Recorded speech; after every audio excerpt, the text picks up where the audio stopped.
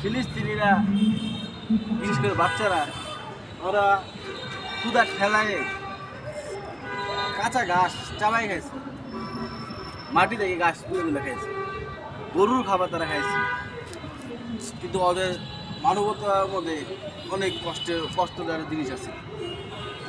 অন্য ইসরায়েল দেশ ওরা আক্রমণ করেছে, কিন্তু মানুষের দোয়ায় ইসরায়েল আজ ধ্বংসের মুখে। ইসরায়েল এখন বাঁচার কোনো উপায় নাই, প্রকৃতি থেকে তারা ধ্বংস হয়ে গেছে। ও সারা শহরে খালি আগুন আর আগুন।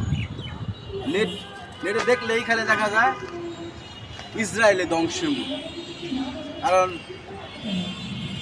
ধর্ম যার যার, কর্ম তার তার, এটা নিয়ে কোনো প্রতিরোধ করা ঠিক হয় না। এখন আপনারা দেখতেছেন ওরা ধ্বংসের দিকে আছে। ওর কোনোদিন ভালো হবে না, কারণ ওরা অন্যের ক্ষতি করেছিল, ওদের ক্ষতি চলতে আসছে প্রকৃতি থেকে।